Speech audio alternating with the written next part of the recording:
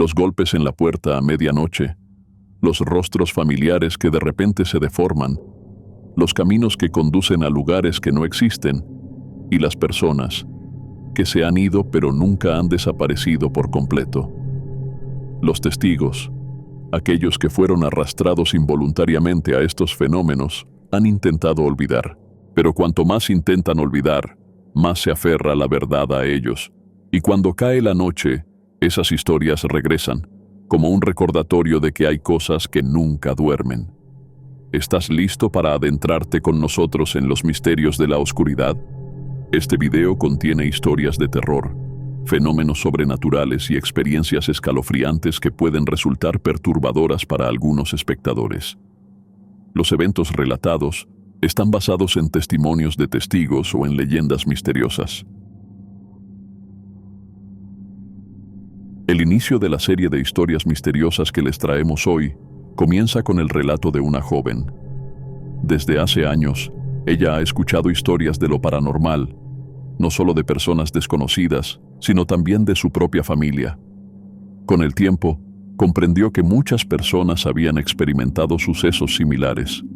Sin embargo, entre todas las historias que había oído, ninguna la aterrorizó tanto como aquella que le tocó vivir en carne propia. En su hogar convivían su madre, su padre, su abuela y sus 2 hermanas menores.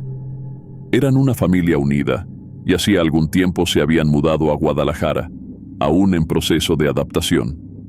Sus padres, siempre atentos, procuraban brindarles todo tipo de actividades, deportes, cultura, arte. Fue precisamente en una de esas actividades donde comenzó la historia.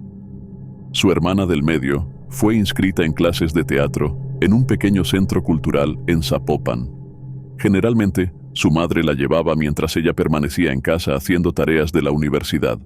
Sin embargo, en algunas ocasiones, decidió acompañarlas.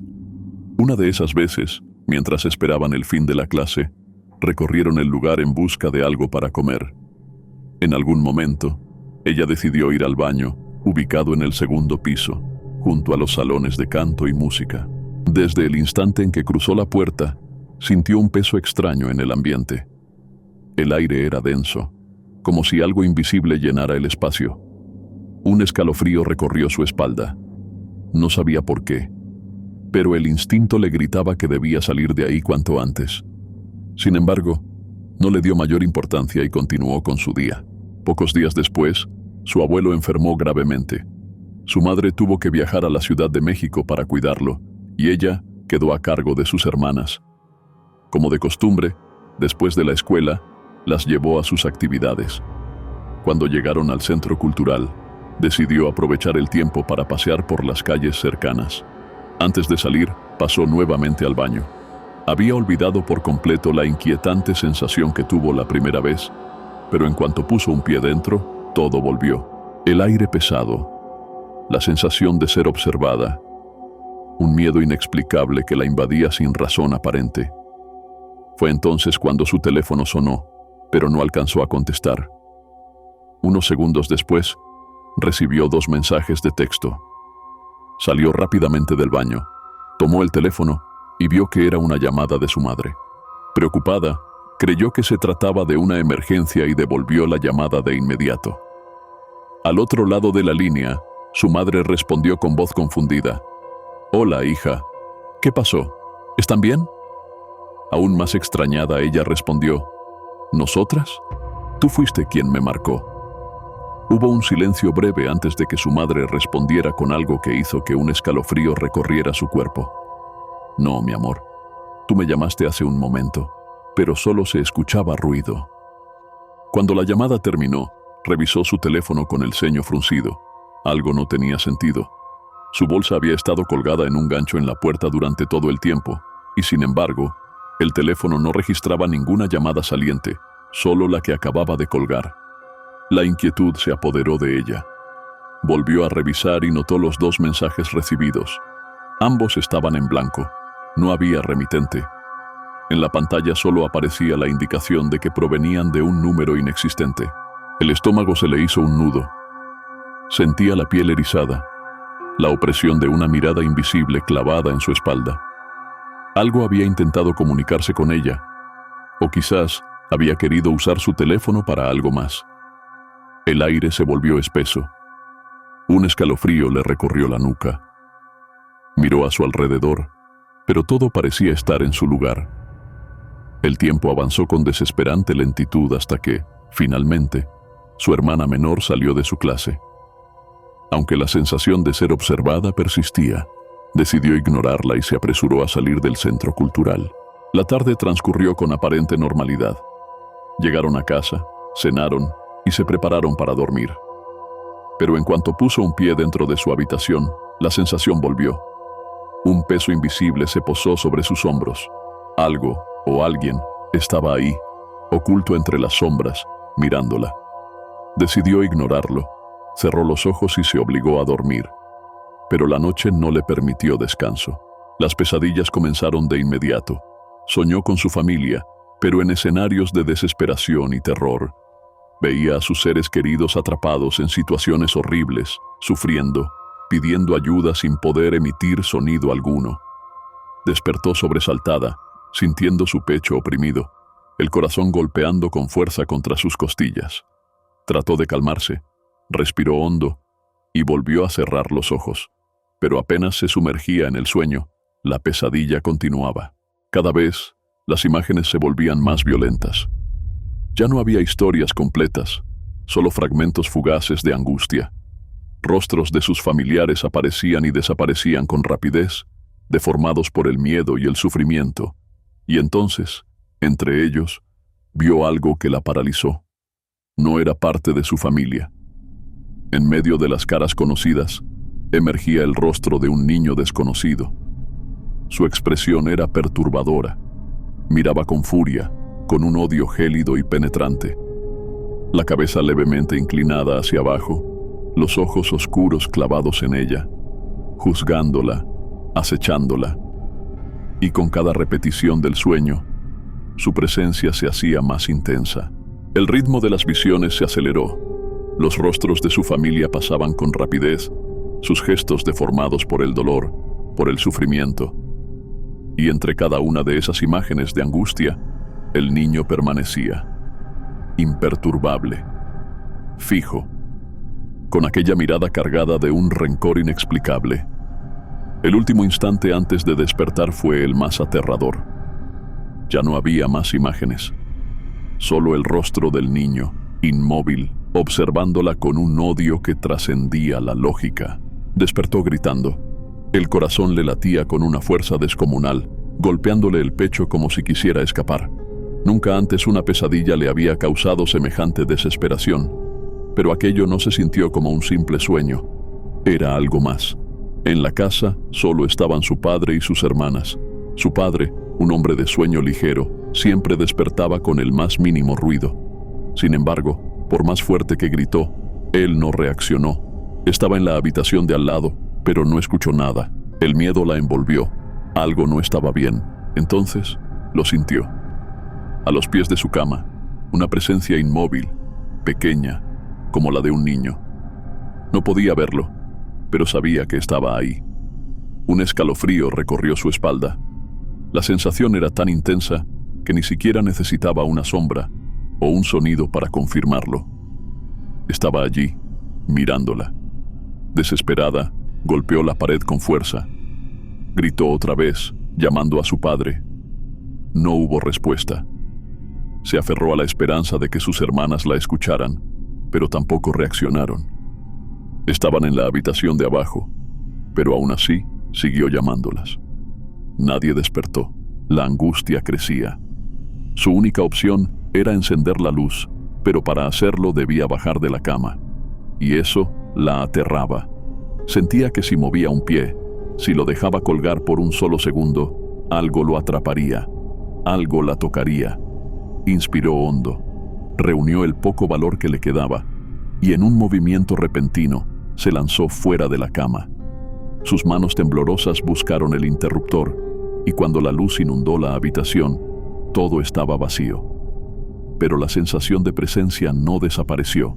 Se quedó inmóvil, tratando de calmarse. Entonces recordó algo que alguien le había dicho alguna vez. Los espíritus no soportan ciertos aromas de incienso. Sin pensarlo 2 veces, encendió uno y se quedó sentada en la cama, con las imágenes de la pesadilla aún atormentándola. La mirada de aquella cosa seguía en su mente, fijada como una marca imposible de borrar.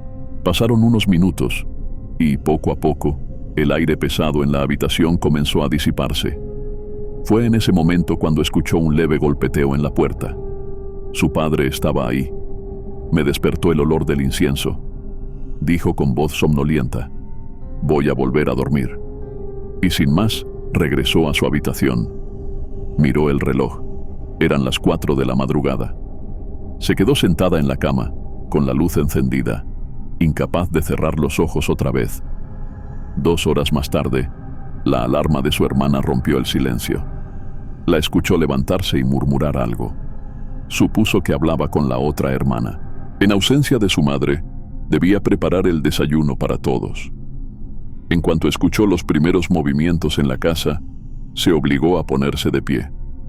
Se vistió rápidamente y salió de su habitación, intentando ignorar el hecho de que, aunque la luz del día ya se filtraba por las ventanas, el escalofrío aún la acompañaba. Al salir de su habitación, notó que su padre aún dormía profundamente. Bajó las escaleras y vio a su hermana subiendo, preparándose para meterse a la ducha. La joven se detuvo en seco al verla y frunció el ceño con sorpresa. ¿Subiste otra vez? ¿Por qué te cambiaste de ropa?, Zrenia preguntó confundida. Ella se quedó perpleja. No entendía de qué hablaba su hermana. No he bajado en ningún momento. Acabo de salir de mi cuarto. Apenas iba a preparar el desayuno, respondió. Trató de calmarse. Despertó a su hermana menor para que se alistara para la escuela y comenzó a preparar el desayuno. Sin embargo, la sensación de inquietud no desapareció. La pesadilla de la noche anterior aún la atormentaba, al igual que la presencia que sintió en su habitación. Decidió no decir nada. No quería asustar a nadie ni sembrar el miedo en su casa. Se concentró en terminar el desayuno y salir lo antes posible. Sin embargo, las dudas seguían latiendo en su mente como un eco perturbador. Después de desayunar, llevó a su hermana a la secundaria. Durante el trayecto, la joven le mencionó algo que la dejó helada. Cuando me levanté y salí de mi cuarto, te vi parada en las escaleras, dijo con naturalidad. Tenías puesta una sudadera y un pantalón negros. Te pregunté qué hacías despierta tan temprano. Sintió un escalofrío recorrerle la piel. ¿Y qué te respondí? ¿Component placement?, preguntó con voz temblorosa. Nada, contestó su hermana. Te hice varias preguntas, pero no dijiste nada. Solo estabas ahí, quieta. El miedo la invadió. ¿Quién o qué estaba en las escaleras? ¿Qué presencia la había seguido desde el baño del centro cultural hasta su casa? Y lo peor de todo, ¿a dónde se había ido después? ¿La historia sobre la presencia misteriosa en la escalera ya te ha causado escalofríos? Si aún no es suficiente, no te apresures a irte, porque todavía tenemos muchas historias inquietantes esperando por ti. Atrévete a descubrir lo que se esconde en la oscuridad. Aquella noche, la lluvia caía con una furia descontrolada, como si el cielo quisiera borrar todo rastro de vida en la ciudad. En Baja California y Baja California Sur, el huracán azotaba sin piedad, dejando calles desiertas y sombras moviéndose entre la bruma. Mientras las ráfagas de viento rugían contra las ventanas, 2 trabajadoras de una florería en Tijuana se preparaban para enfrentar una larga madrugada en medio de la tormenta. La florería, ubicada en el corazón de la ciudad, justo frente a una funeraria, solía recibir clientes a altas horas de la noche. Algunos llegaban con lágrimas en los ojos, trayendo flores para sus difuntos. Otros, en cambio, parecían cumplir con una obligación fría y distante. Entre aquellos muros perfumados de pétalos y cera derretida, se habían presenciado todo tipo de historias. Sin embargo, lo que ocurrió esa noche quedó grabado en la mente de una de ellas para siempre. Magda y su compañera de turno se alegraban de no estar solas. La presencia de la otra aliviaba un poco la sensación de inquietud que flotaba en el aire. Afuera, la funeraria estaba completamente a oscuras, como si nadie hubiera sido velado esa noche. «Será una noche tranquila», murmuró Magda, pero en su tono había algo que sonaba más a deseo que a certeza. Las dos cerraron la puerta cuando el viento empezó a empujar la lluvia hacia el interior de la tienda. Se refugiaron detrás del mostrador mientras la más joven se dedicaba a cortar tallos y acomodar flores en arreglos fúnebres. Había algo hipnótico en aquel trabajo, un ritmo mecánico y monótono que la ayudaba a relajarse. Sin embargo, la tranquilidad no duraría mucho. Magda, con un tono nervioso, comenzó a hablar sobre su miedo a las noches tormentosas. Recordaba su infancia en un pueblo lejano, donde le advertían que cuando llovía así, cosas extrañas se acercaban, que entre las sombras y la bruma de la lluvia había presencias que no pertenecían a este mundo. Y mientras hablaba, un golpe seco en la puerta la sacó abruptamente de sus pensamientos. Lo que estaba a punto de suceder cambiaría para siempre su forma de ver la realidad. Magda solía recordar con temor las noches de tormenta. Desde niña, le habían advertido que la lluvia no solo traía agua, sino también presencias que se deslizaban en la oscuridad, aprovechando la confusión de la tormenta para acercarse a lugares donde normalmente no podían. Creció en un pequeño pueblo donde le tocaba quedarse sola con sus hermanos menores mientras su padre trabajaba. A sus 9 años, ya conocía el miedo de escuchar golpes en la ventana sin atreverse a mirar. Esa noche, mientras compartía sus recuerdos con su compañera en la florería, un golpe seco en la puerta interrumpió su relato. Ambas se miraron con un escalofrío recorriéndoles la espalda. Del otro lado, una silueta oscura se recortaba contra la cortina de lluvia. Cuando abrieron, el viento helado irrumpió en la tienda como un aviso. Era una mujer vestida completamente de negro, con un velo que apenas dejaba ver su rostro. No era extraño que algunas personas se vistieran de esa manera, especialmente aquellas de costumbres antiguas o venidas de otros lugares. La atendieron con respeto, le ofrecieron un tapete para que se secara, pero ella no pronunció palabra. Solo avanzó con pasos lentos hasta una esquina de la tienda, donde se exhibían las coronas de muertos más elaboradas. Magda y su compañera se quedaron cerca del mostrador, observándola con recelo. Habían aprendido que, en momentos así, algunas personas preferían elegir su compra en silencio. Había clientes que necesitaban ayuda inmediata, pero otros, como aquella mujer, parecían querer estar solas. Afuera, la tormenta rugía con más fuerza.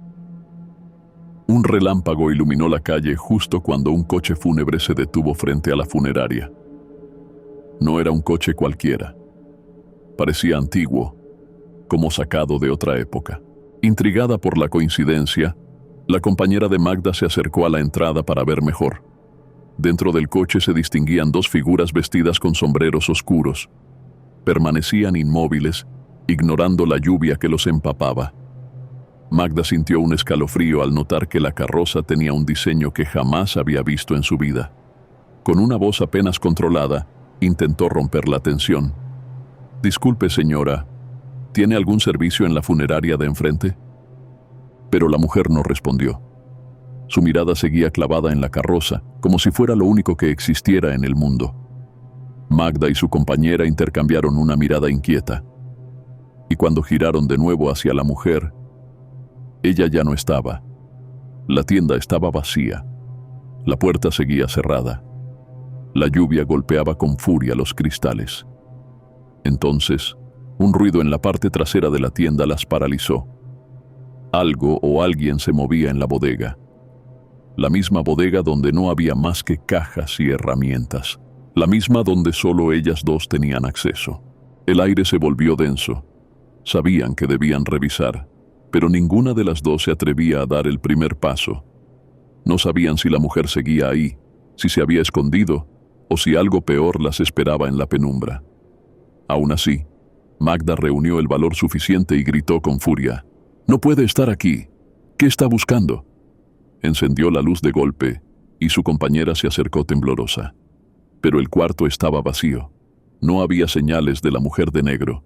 Y lo peor de todo, El piso estaba seco. Ni una sola gota de agua marcaba su paso, como si jamás hubiera entrado. Salieron de la bodega con la respiración contenida. A través del cristal de la tienda, vieron que la carroza fúnebre ya no estaba. Sin embargo, en la acera frente a la funeraria, 3 figuras inmóviles se mantenían en pie bajo la lluvia. 2 hombres altos, con sombreros oscuros, y en medio de ellos, la misma mujer de velo negro que había estado con ellas minutos antes. Las miraban. No había duda. A pesar de la cortina de lluvia, las siluetas permanecían fijas en su dirección. Entonces, comenzaron a moverse. Lentas, calculadas, avanzaban hacia la florería. Magda sintió un pánico helado recorrer su cuerpo y corrió a la puerta para poner el letrero de cerrado. Su compañera apenas pudo reaccionar, apresurándose a bajar las persianas y apagar la luz. Las 3 figuras se detuvieron justo frente a la tienda. Desde la penumbra parecían sombras vivientes, apenas perceptibles detrás de la cortina. La oscuridad del exterior las hacía aún más siniestras, como si en cualquier momento pudieran atravesar el vidrio sin necesidad de abrir la puerta. Magda, con manos temblorosas, tomó el teléfono y marcó el número de su jefa. No le importó que fuera de madrugada. La situación lo ameritaba. Al otro lado de la línea, la mujer parecía confundida. Preguntaba una y otra vez si la señora de negro seguía dentro. Magda le aseguró que no, pero también que jamás la habían visto salir. Hubo un silencio inquietante. Luego, la jefa les ordenó que no hicieran nada, que se escondieran en la bodega y cerraran bien. El golpe seco en la puerta las hizo saltar. Una de las figuras había tocado. No fue un llamado, fue un golpe, un intento de entrada. Magda y su compañera corrieron hacia la parte trasera sin mirar atrás. Escucharon cómo alguien intentaba abrir la puerta, forzándola con calma inquietante. Pero antes de que el terror las dominara por completo, el sonido lejano de una sirena policial rompió la tensión. Las luces de la patrulla se reflejaron en las ventanas de la florería. Las figuras desaparecieron. Se acercaron lentamente a la puerta, aún temblorosas. Afuera, un oficial de unos 50 años descendió del vehículo, acompañado de otro más joven. Con una expresión de desconcierto, preguntó si todo estaba bien. Con dificultad, intentaron explicar lo sucedido. La historia sonaba absurda incluso para ellas mismas, pero los policías no parecían sorprendidos. Se miraron entre sí con gravedad, y el mayor habló en voz baja. «Si pueden, váyanse a casa. No habrá trabajo esta noche. Las funerarias de esta zona no están funcionando, y está siendo una noche extraña». Explicaron que habían acudido a otra llamada, justo en la funeraria de la calle trasera. La señora de la limpieza había reportado que alguien caminaba dentro de una sala vacía. Una sala donde solo había un difunto olvidado, al que nadie había ido a visitar. Lo revisaron, pero no encontraron a nadie. Solo el eco de pasos que no eran los suyos. «Cuénteles de la mujer de negro, jefe», interrumpió el policía joven, con un nerviosismo palpable. El oficial suspiró antes de continuar. «Sí, bueno. Varios compañeros reportaron haber visto a una mujer vestida de negro, vagando sola bajo el puente. Personas en un puesto de tacos la vieron, pero cuando intentaron ayudarla, ya no estaba. No había ni rastro de que alguien hubiera pasado por ahí. La tormenta seguía cayendo con furia cuando los policías se marcharon. Magda, aún con la respiración entrecortada, tomó el teléfono y marcó el número de su esposo. Afuera, en la oscuridad, la calle estaba vacía, pero en su interior, ambas sentían que alguien todavía las observaba. 20 minutos después, una patrulla las llevó a un sitio de taxis, pero no encontraron ninguno. La ciudad parecía detenida en el tiempo, vacía y silenciosa, como si la tormenta hubiera barrido cualquier rastro de vida. Finalmente, los policías decidieron llevar a una de ellas hasta su casa. El trayecto fue inquietante.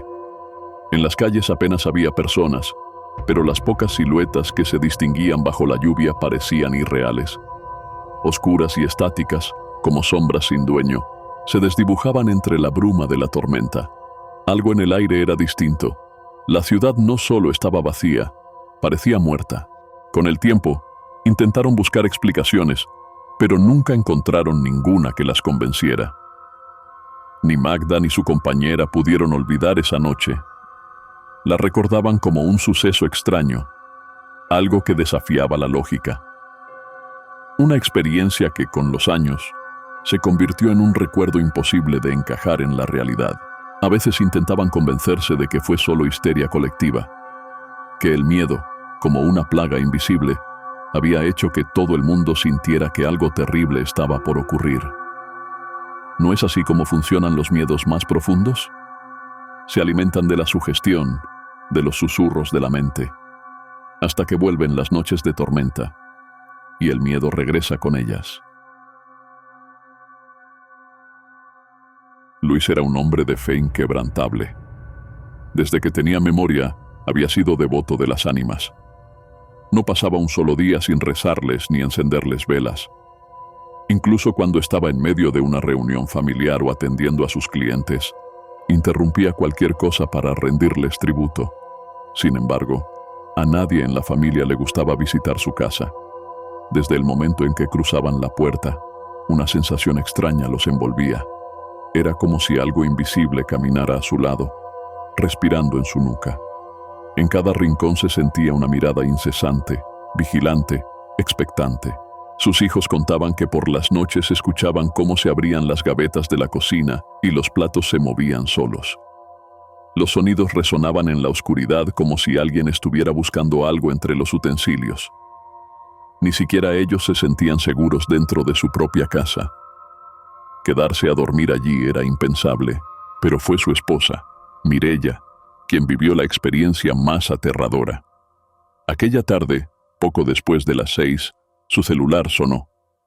La llamada provenía del teléfono fijo de la oficina del taller de Luis. Al contestar, solo escuchó un ruido estático y una respiración agitada del otro lado de la línea. Pensó que su esposo había marcado por error, pero el teléfono volvió a sonar. Y luego otra vez. Las llamadas no paraban. Al contestar, siempre era lo mismo, estática y un aliento sofocado, como si alguien intentara hablar, pero no pudiera. Mireya decidió no responder más y le pidió a su hijo, también llamado Luis, que fuera a revisar. Antes de que el joven entrara al taller, un hedor nauseabundo impregnó el pasillo. Un olor sulfúrico, denso, putrefacto. Mireya lo notó de inmediato, pero no le dio importancia. Su esposo solía trabajar con químicos fuertes, así que asumió que provenía de ahí. Pero lo que su hijo encontró dentro del taller fue mucho peor que cualquier sustancia química. Apenas cruzó la puerta, Luis sintió que el aire se volvía helado. Un frío antinatural que se metía en los huesos y parecía drenar la energía del cuerpo. Y entonces se dio cuenta de que algo no estaba bien. El taller estaba más oscuro de lo normal, y algo, oculto entre las sombras, parecía estar esperándolo. Antes de llegar a la oficina, Luis sintió un escalofrío recorrerle la espalda. Algo le decía que no debía seguir avanzando.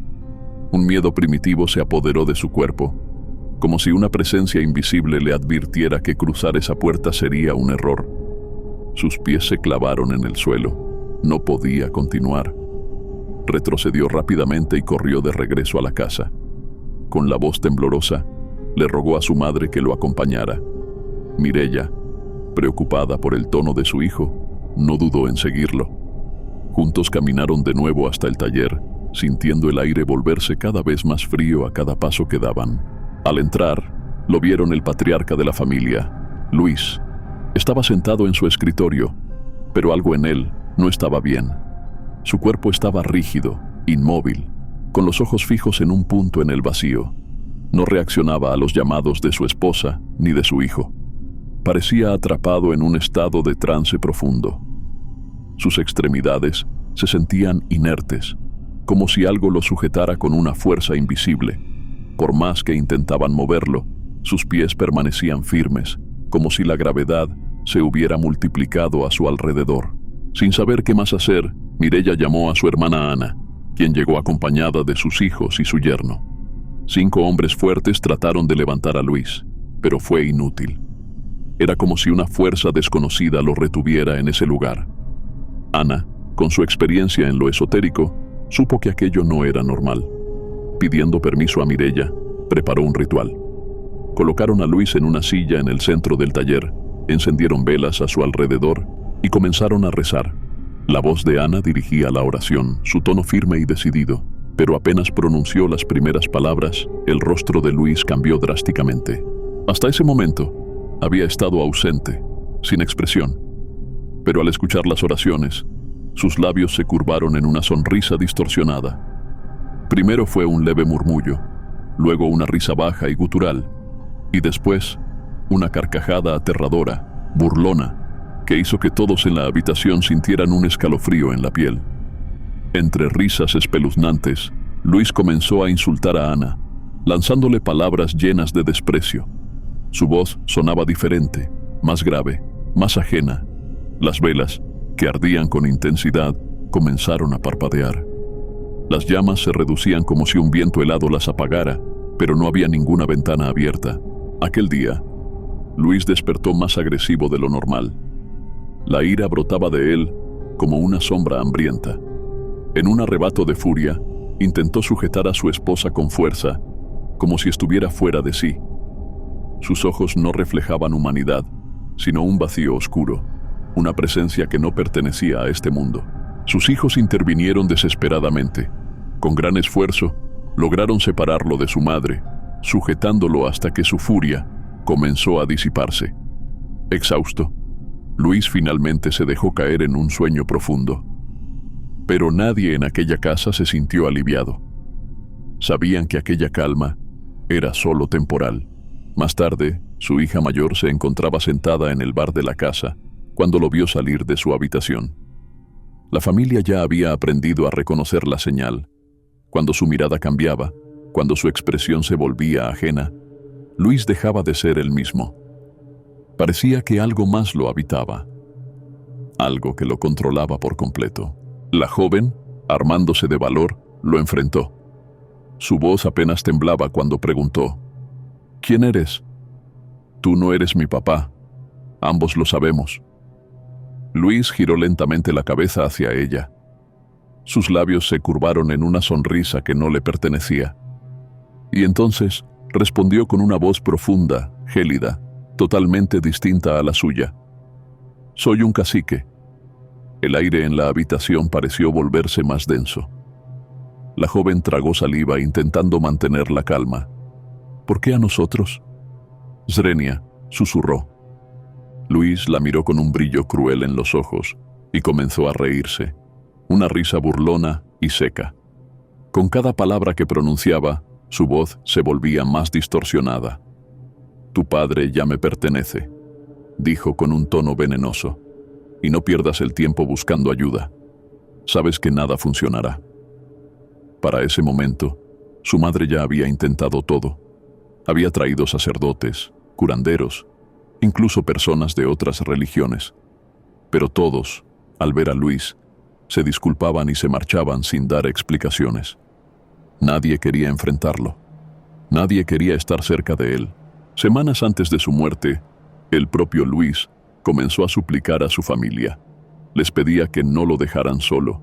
Decía que algo lo esperaba en su habitación, algo que se escondía en la oscuridad y que cada noche se acercaba más, hasta que, en una de esas noches, mientras se reía en la penumbra, cayó por las escaleras. Se golpeó la cabeza y perdió parte de su movilidad. A partir de ese momento, casi no podía levantarse de la cama. Pero eso no significaba que estuviera solo. Cada vez que alguien se acercaba a darle comida o agua, lo escuchaban murmurando. Discutía con alguien en su habitación, como si hablara con una presencia invisible. Su voz oscilaba entre súplicas y amenazas, entre súbitos silencios y estallidos de risa. Poco después, Luis murió, y la casa cambió. El aire dejó de sentirse tan pesado, pero su familia nunca pudo estar completamente en paz, porque aunque su cuerpo ya no estaba, las sombras seguían allí. Por las noches, siluetas oscuras recorrían los pasillos, deslizándose entre las paredes. Algo rondaba las ventanas, como buscando una forma de entrar, Hasta el día de hoy, sus hijos dicen que aún sienten miradas en la oscuridad. La sobrina de Luis, ahora adulta, todavía evita visitar esa casa, porque cada vez que lo hace, siente un escalofrío familiar en la espalda. Y sabe, con una certeza aterradora, que algo sigue caminando detrás de ella. Pero el miedo no siempre nace de lo que ya conocemos. A veces, lo más aterrador es lo desconocido, aquello que se oculta en los rincones más comunes de la vida, en los espacios que creemos seguros. Hace muchos años, en un pequeño pueblo escondido entre los montes de Baja California, una niña de apenas 10 o 11 años vivía con su familia en una modesta casa de 2 habitaciones. Una pertenecía a sus padres y la otra, hasta hacía poco, había sido de sus hermanos, quienes, como muchos en el pueblo, emigraron a Estados Unidos en busca de un futuro mejor. Sin embargo, a pesar de que su habitación quedó vacía, ella jamás quiso dormir allí. Algo en ese espacio le causaba un miedo irracional, una sensación de vacío y tristeza que prefería evitar. Por esa razón, solía dormir en la sala. Aquella noche no fue la excepción. Cerca de las 2 o 3 de la madrugada, el sueño se rompió cuando despertó con una extraña sed. Se levantó, caminó hasta la cocina y llenó un vaso con agua. Fue entonces cuando escuchó unos golpes suaves en la puerta. Un escalofrío recorrió su espalda. Miró hacia el ventanal y, entre las cortinas, distinguió la silueta de su prima. La joven vivía a solo una calle de distancia, pero verla ahí, en medio de la noche, le resultó desconcertante. La primera volvió a tocar, esta vez con más insistencia. La niña dejó el vaso sobre la mesa y se acercó con cautela al ventanal. Apartó la cortina para verla mejor. «Ábreme», dijo la prima con voz entrecortada. Su expresión parecía nerviosa, inquietante. «¿Qué pasa?», preguntó la niña, pero la otra solo repitió una y otra vez que le abriera la puerta. Algo no estaba bien. Su primera se reía de manera extraña mientras apuntaba hacia la puerta. «¿Estás bien? ¿Le pasó algo a mi tía?», insistió la niña, pero no obtuvo respuesta. En cambio, los golpes en la puerta comenzaron a volverse más fuertes, desesperados. El miedo comenzó a apoderarse de ella. Dudó, pero finalmente fue a buscar las llaves. Cuando se acercó a la puerta, una sensación de angustia le oprimió el pecho. Algo le decía que no debía abrir. Levantó la mirada y al hacerlo, sus ojos se encontraron con algo que la dejó paralizada. La cara de su prima comenzó a transformarse. Su piel perdió el color, volviéndose de un tono gris ceniza. Sus ojos desaparecieron, dejando solo 2 huecos oscuros y profundos. Su boca se alargó en una sonrisa grotesca, mostrando dientes deformes y sucios, y entonces, aquella voz ya irreconocible susurró: «¿No me vas a abrir?». La niña quiso gritar, pero el terror la dejó sin voz. «Ábreme», insistió la figura con una carcajada distorsionada. «Le diré a mis tíos que no quisiste abrirme». Aquellas palabras pronunciadas con un tono burlón la hicieron temblar. Sintió cómo las lágrimas rodaban por su rostro. Sus manos temblaron, las llaves cayeron al suelo con un sonido seco. Retrocedió, alejándose lo más que pudo de la puerta. Desde el ventanal, aquella cosa seguía ahí, mirándola fijamente. Y entonces, simplemente se desvaneció en la noche. Aterrada, corrió a la habitación de sus padres. Los despertó entre sollozos, pero no podía explicar lo que acababa de vivir. Le tomó varios minutos recuperar el aliento y contarles lo sucedido. Su padre, intentando tranquilizarla, se levantó para revisar. Ella suplicó que no lo hiciera, pero él abrió la puerta y salió a la calle. Se quedó ahí, observando la oscuridad durante varios minutos. Al volver, aseguró que no había nada. Esa noche, sus padres la dejaron dormir con ellos, tratando de disipar el miedo que aún la consumía. Los años pasaron, y a los 21 se mudó a La Paz. Allí consiguió trabajo en una tienda de productos esotéricos, y con el tiempo, entabló amistad con uno de los clientes habituales, un joven que se dedicaba a la lectura de cartas y limpias espirituales. Un día, decidió contarle aquella experiencia de su infancia. A diferencia de los demás, él la creyó. Eso que viste son entidades oscuras, le explicó. Son seres malignos, pero no pueden entrar por sí solos. Necesitan que alguien les dé permiso para cruzar el umbral. El siguiente relato gira en torno a un fenómeno inquietante: la aparición de un doppelganger, esa entidad que imita la apariencia de una persona conocida, pero que no es lo que parece. Entre las primeras historias paranormales que llegaron a los oídos de aquel narrador, hubo una en particular que se grabó en su memoria. Era un relato que su padre solía contarle, un suceso que vivió en su infancia en un pequeño pueblo llamado Guiramba, en Michoacán, de donde era originario. El padre de aquel narrador creció en la más profunda humildad. Siendo apenas un niño, fue dejado al cuidado de su abuela, una anciana de avanzada edad. Sin embargo, cuando ella no podía atenderlo, solía pedirle a una vecina, una mujer también muy mayor, que lo acogiera en su casa. En una de aquellas ocasiones, el niño pasó la noche en la humilde vivienda de la anciana, durmiendo en un catre frente a su cama. Todo parecía tranquilo, hasta que algo lo despertó en mitad de la noche. Un sonido quebró el silencio. El crujido de una ventana siendo forzada desde el exterior. Todavía aturdido por el sueño, el niño se incorporó en su catre y miró hacia la ventana. Lo que vio hizo que su sangre se helara. Allí, entre las sombras, estaba la anciana dueña de la casa.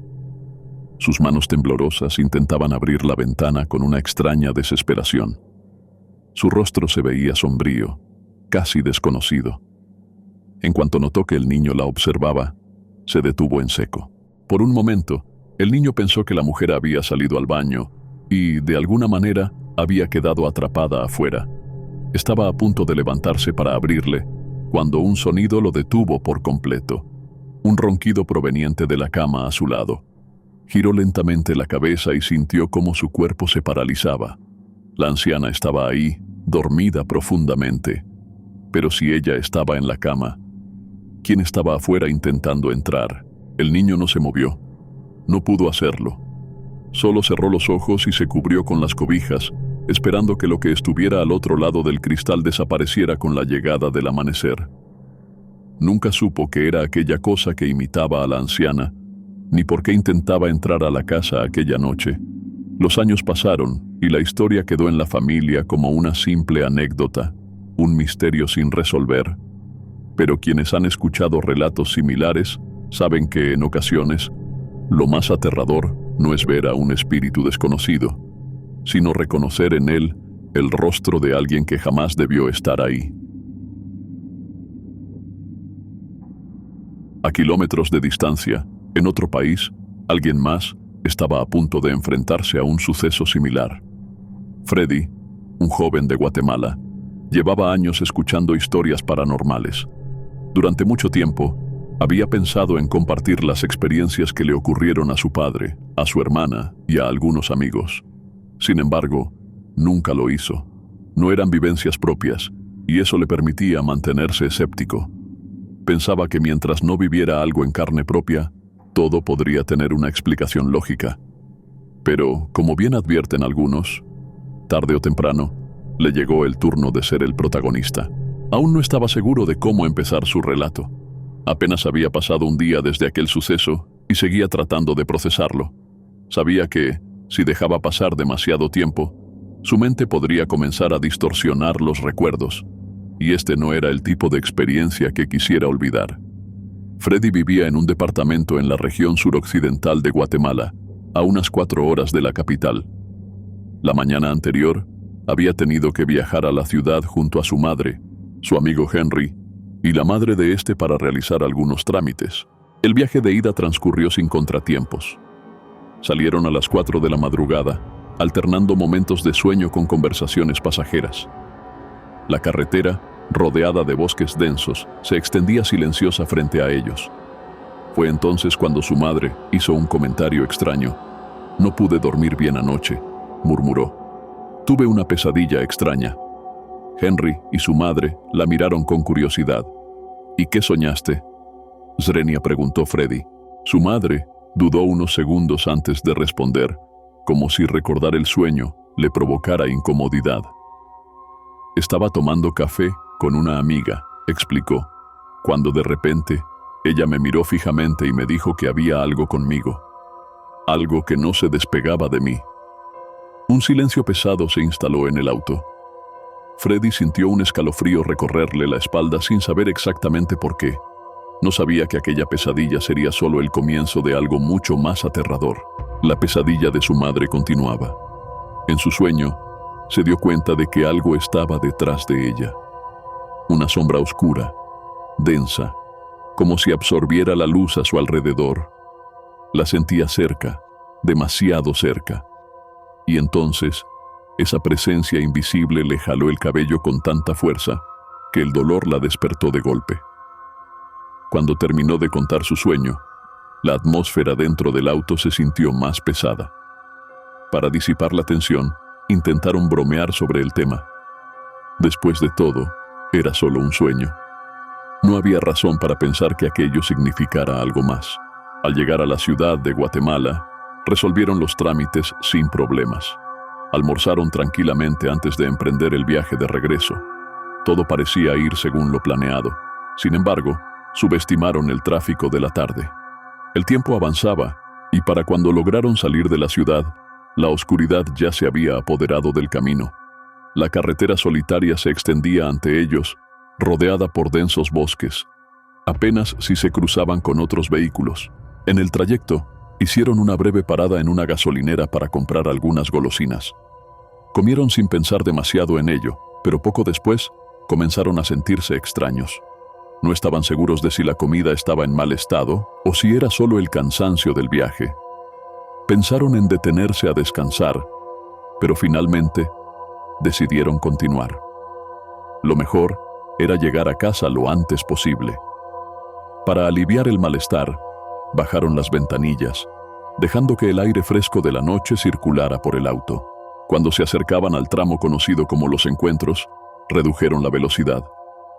Aquel cruce era famoso por conectar múltiples carreteras, pero también por sus peligros. El camino estaba lleno de baches, y no querían arriesgarse a pinchar una llanta en plena oscuridad.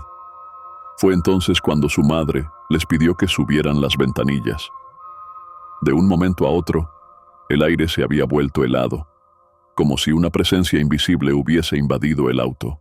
A lo lejos, vieron los faros de otro vehículo acercándose en la carretera. Las luces altas iluminaron el camino por unos segundos antes de cambiar nuevamente, pero lo que revelaron en ese instante les hizo contener el aliento. En la división de los carriles, inmóvil en medio del asfalto, se erguía una figura. A primera vista parecía una mujer, pero algo en ella no era natural.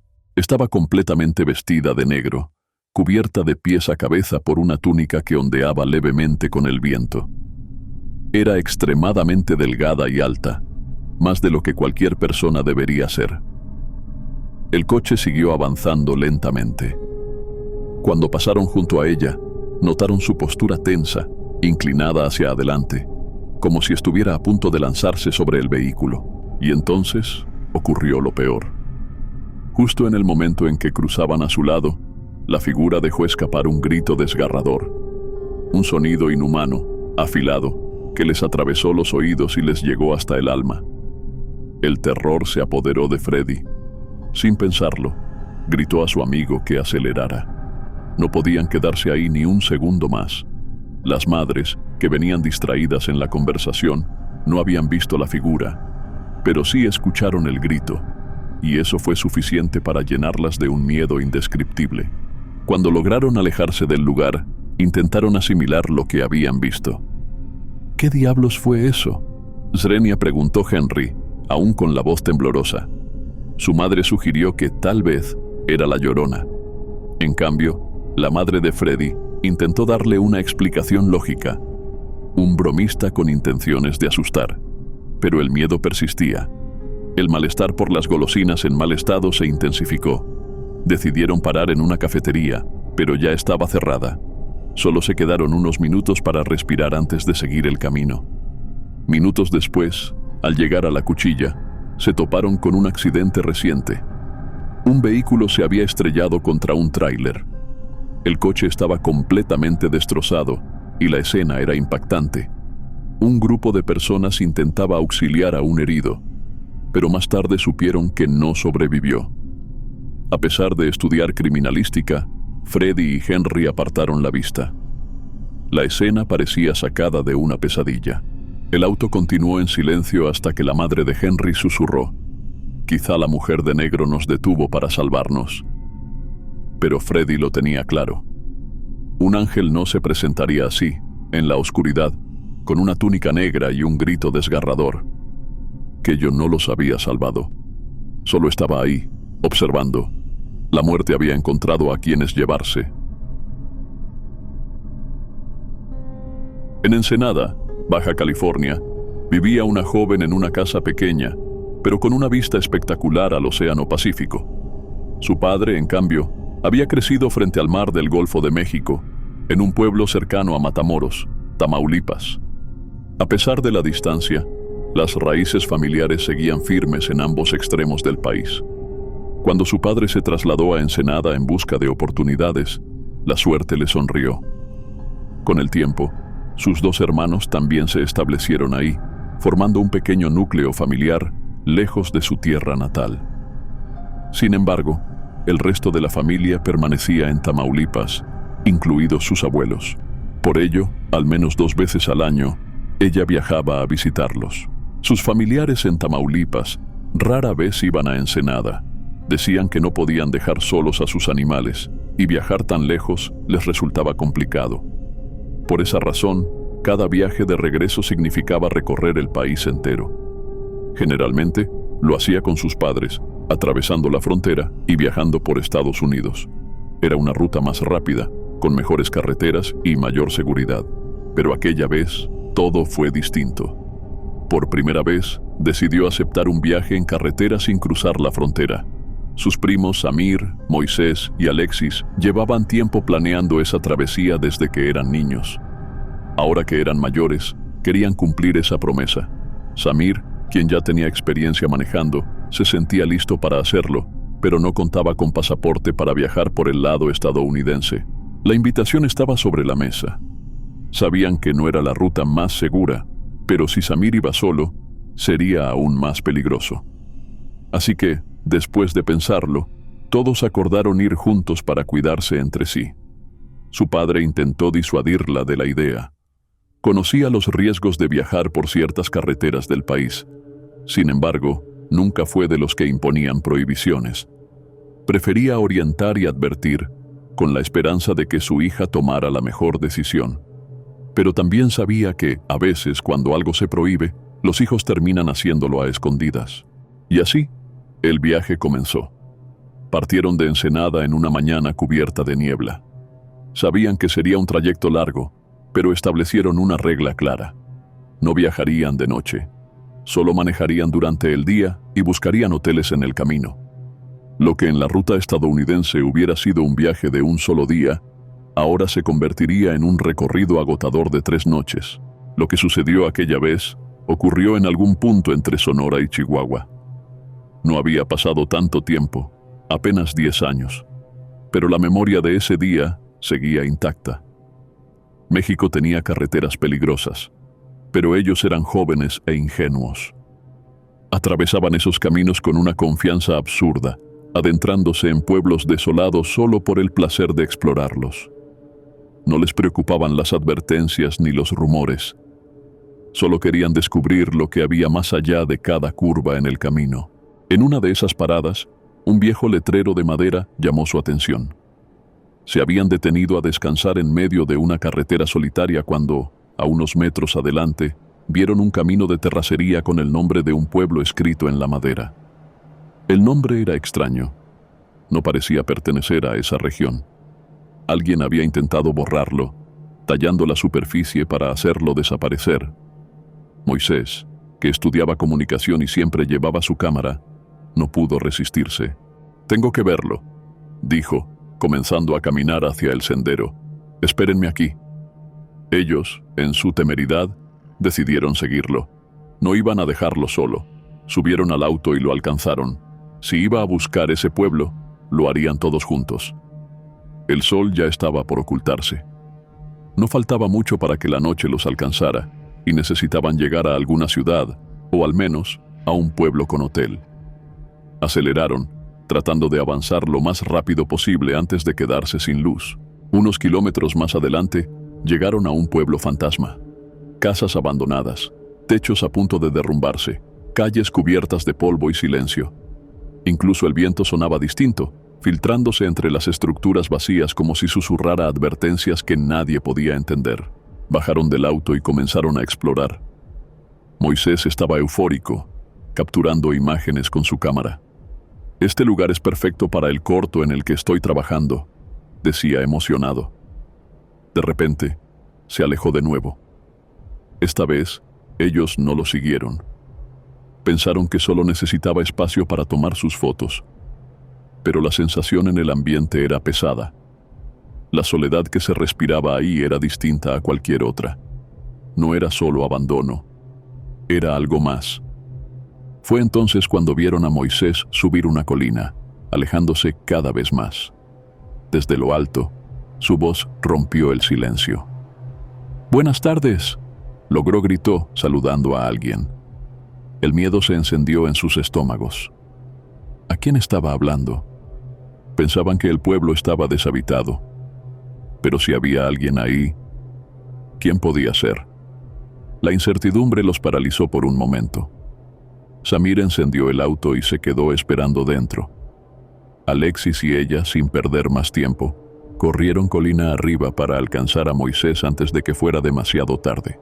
Fue en ese momento cuando la realidad los golpeó. Tal vez estaban en un lugar en el que no debían estar. Quizás ese pueblo había sido abandonado por una razón. Mientras subían la colina, vieron a Moisés aún parado en el mismo sitio, haciendo señas, como si intentara llamar la atención de alguien. Al alcanzarlo, notaron que había llegado a un pequeño panteón. Su cámara ya estaba montada en el trípode. Le preguntaron a quién saludaba, pero no había nadie más allí. El lugar estaba en completo silencio. Moisés, con el rostro serio, les pidió que miraran con atención. Al final del cementerio, sobre una de las últimas tumbas, un hombre vestido de negro con una camisa blanca permanecía sentado. No se movía, no hacía ningún sonido. Su inmovilidad era tan absoluta que dudaron si era una persona real o un maniquí. El ambiente se volvió sofocante. Le insistieron a Moisés en que debían irse. Mientras recogía su equipo, Alexis les hizo una advertencia. «Miren al otro lado». Al extremo opuesto del cementerio, una mujer vestida completamente de negro estaba sentada sobre otra tumba, también inmóvil, también observándolos. La urgencia por salir de ahí se volvió insoportable. Moisés intentaba guardar su trípode, pero ella le dijo que no importaba, que lo hiciera en el auto. Samir comenzó a tocar el claxon desde el coche, desesperado. Bajaron corriendo por la colina, casi tropezando entre las piedras y el polvo. Cuando finalmente subieron al auto, Moisés todavía guardaba sus cosas en la cajuela. Fue entonces cuando Samir, con la voz alterada, soltó una frase que los paralizó. «Están saliendo más». Giraron la mirada. Desde una casa al fondo del pueblo, una figura de negro se mantenía de pie en el umbral de una puerta. No se movía, solo observaba. Pero no era la única.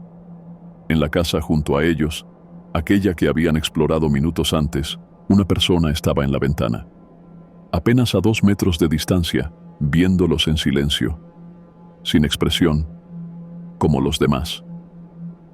El auto rugió cuando Samir pisó el acelerador. Levantaron una nube de polvo mientras escapaban por el camino de tierra.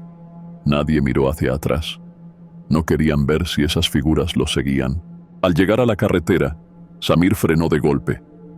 Con el auto aún encendido, tomó un desarmador y corrió hasta el letrero de madera con el nombre del pueblo. Intentó arrancarlo. No pudo.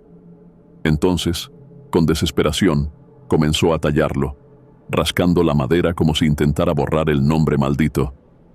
«Ahí vienen». «Component placement», gritó Moisés desde el coche. «Vienen por el camino». Samir corrió de regreso y arrancaron sin mirar atrás. Fue la única vez en todo el viaje en que condujo por encima del límite de velocidad.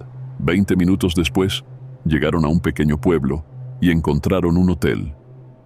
Necesitaban distraerse, salir a cenar, tal vez tomar algo para calmarse, pero apenas encontraron un restaurante abierto. Al entrar, una mujer mayor los atendió. Parecía acostumbrada a ver forasteros. Les preguntó de dónde venían. Respondieron que de Ensenada, y para romper el hielo, intentaron preguntarle por pueblos cercanos. Esperaban que mencionara el nombre del letrero. No lo hizo, así que fueron ellos quienes lo dijeron. La reacción de la mujer fue inmediata. Sus ojos se abrieron con sorpresa, pero intentó disimular. «Ahí ya no queda nada», murmuró.